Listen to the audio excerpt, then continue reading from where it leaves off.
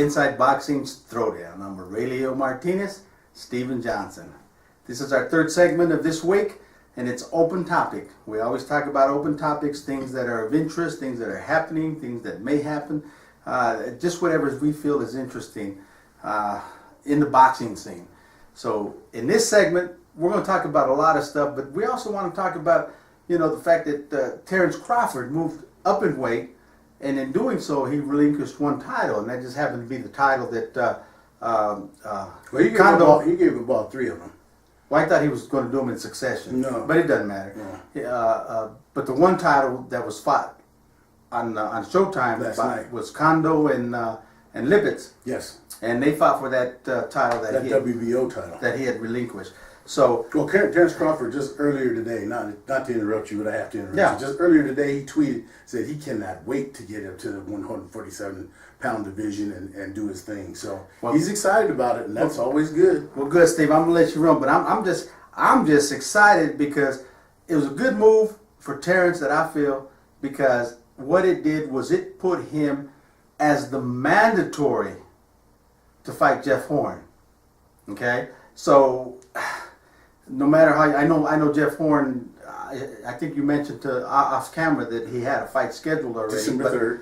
But he's going to have to fight Corcoran. Okay, he's going to have to fight Terence Crawford because he's the mandatory. So I want to see how he's going to weasel out of this one. But I don't think he's going to weasel out, because remember Bob Arum said he's having Terence be in the crowd to see that fight. He said he's sending him over there. Oh, he's flying him over. He's flying him over there. He said he wants him to, in Australia, to see, for him to see the whole atmosphere there and to let those people there see him. Nice. So that's almost says to me that the fight's going to be there in Australia. He's not afraid to go over there. Jeff's not going to go in there. That's going to be interesting to see how that plays out. But you make a good point. You make a good point. Jeff right now is being very picky because he knows that he has to watch who he fights. He doesn't want to lose that bout before the big money fight. Well, Terence Crawford, of course, is his big money fight, and that'll be his. So yeah, makes sense. Well, let me see one thing first. Since it's open topic, yeah, I have to say something. And this is two of my best friends out in California, longtime companions. My boy Chris Miller and his girlfriend Marsha Anderson. They got married this weekend, so I can no longer call Marsha Anderson. Now she's Marsha Miller. I'm gonna call her Eminem. So that's going to be it. I just had to say that away. Congratulations, you guys. You know I love you both. I want to say one thing on radio. Well, 2 things. This coming weekend, we got a fight that we've been waiting to see for a long time. At least I have. Mm-hmm. My boy Mike Reed from Waldorf, Maryland. Yes, indeed. He's in there, and he's fighting Jose Ramirez from California. It's going to be on ESPN. Tough fight for Yes Indeed to take because they're grooming. They have been grooming Ramirez for a while now. Yes. So Ramirez is very familiar to Colorado fans because he's knocked off 3 of our Colorado boys: Manny Perez, Rob Frankel, and who's the third one? I can't remember the third one, but he knocked off 3 of our Colorado guys. He sure did. So he's somebody that he's all our guys will be familiar with him, and it's a tough fight for Mike Reed. First time that this is going to be the best opponent he's had, to be honest. That's right. That he's coming up against. We'll see how it goes. Mike knocked off. Once again, Rob Frankel, that was the third one that he beat. Yep. And Mike Reed knocked off Denver's Rob Frankel. So we'll get to see. That's a fight I'm excited about. But a little bit more important than that one is going to be on HBO up in Uniondale, New York. That fight between Daniel Jacobs and Luis Arias. Man, I'll tell you, man, that's going to be a good fight.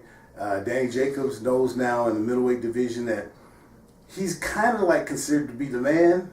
I mean, that fight the fight that he lost to Triple G, he didn't really consider that loss. Remember, he thought he won that fight. A lot of people thought that. A lot of folks thought he won the fight. So, but he's been a little more vocal than I've heard him be before. He wants this fight bad, and he should be, because you take fights like that, the big fights where you fight the name fighters, the great fighters, the contenders like Triple G and all that, especially when the outcome's controversial. That does so much for a fighter, and Jacobs can only become better because he's doing the right thing. He's thriving on that. So good to see it happen. Jake's going to come in a much better fighter just simply because of that, because of the confidence level, because he knows he can get in there and mix it up. And in his mind, he knows he can go there and beat the fighter. So what? It's going to show. It's going to show. Yeah. Luis Arias is not an easy out. He's another guy that a lot of people aren't familiar with him, but he's a tough out. You know? Sure he is. Yeah. We got some good fights coming up. I mean, to end the year, that's what's really exciting for us, is because we all know that the month of December is usually where everything, kind of peters off, where everybody enjoys the holidays. So we get these fights here in November that keeps, everything amped up, and we'll be looking at a good 2018 is what the bottom line is there. Okay. We have to go back a little bit, and I shouldn't have probably interjected that other part be first, but we have to go back and talk a little bit about Terence Crawford, because once again, Terence Crawford to us, because here we're in Colorado, I think if memory serves me right, I think Terence made his pro debut here in Denver. Or if it wasn't his debut, it was one of his first fights that he had in Denver. Fought early going, yep. So we know about him a lot, and the people in the mid, here in Colorado, in the Rocky Mountain area, we know about him. Still not a big name, far west and far east. Okay, but they've been very careful about him, and because of, I would say not because of Bob Arum. I'm saying because of Brian Bomac McIntyre. Terence Crawford's trainer and manager. I think Bo Mack has carefully guided his fighter, because he's on record as saying that he was not going to let happen to Terence what happened to him in his career. And he said in his career when he boxed, he was fed to the lions early, and as many boxers are. Yeah, he said he was not going to kick that happen to him. And they have a father-son, brother relationship that is, it's different. It's one of those relationships that are different. I mean, they hang out together. Terence, he's mild-mannered and doesn't say much, whereas Bomac talks big shit all the time to anybody. And as a matter of fact, I heard him, where he said something about, keep talking, Horn, you keep talking about you want this fight, you're going to get it. And I'm excited about that fight. For those of you who still don't know Terence Crawford, man, when you see the kid fight, you see he's got it all. He's got it all. I can't believe anyone out there doesn't know Terence Crawford. I mean, Terence Crawford, in my eyes, is up there pound for pound on top of them list. I mean, he's up there with the big boys. I mean, his talent is second to none. His patience is second to none. His coordination, his eyesight. I mean, he's pretty close to a complete fighter, where he can move, he can bang, he can score his points. He can switch southpaw and do it effectively. Okay, a lot of people switch southpaw, but then they get in trouble. Okay, not Terence. He'll so it's hard to bring something new to the table that he hasn't seen. So you're not gonna surprise him with any kind of style or anything else like that. I mean, so I am too. I'm looking forward to that fight, and I'm thinking it's probably going to happen next year.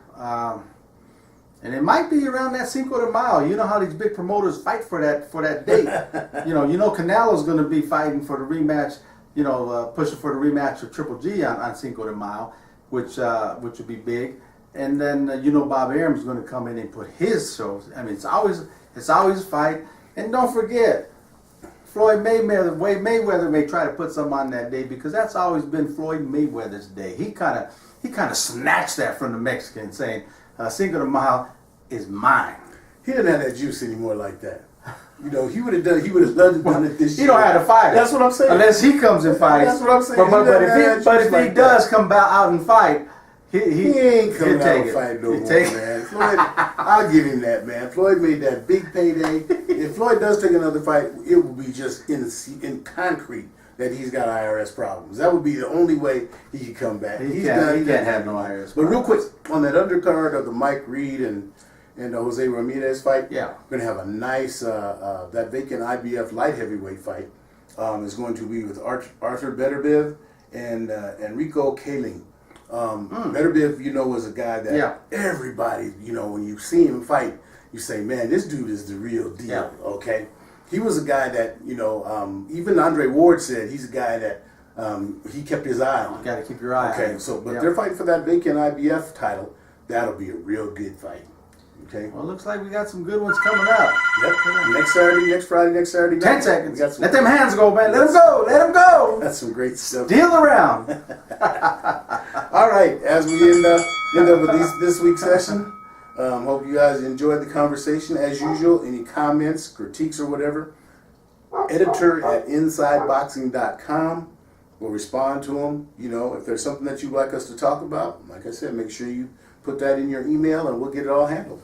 Don't forget, you can watch our show, YouTube, Inside Boxing is a channel, YouTube, ibtv.us,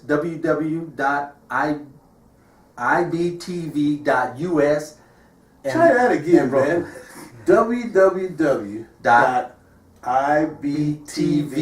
www.ibtv.us. Yes. Okay. And then Roku. Don't Roku. forget Roku, man. Worldwide. Anywhere Worldwide. in the world you can catch us. Okay, so we like it. We want to bring it, like he says. Send us your questions, your comments, what you like about the show, what you don't like about the show. We don't care. Send it to us. I care, don't you? Say, you make sure they're good comments. All right, Anyway, as we end up every episode, Till next Inside week. Boxing Throwdown. Until next week, Keep them hands up. keep them hands up.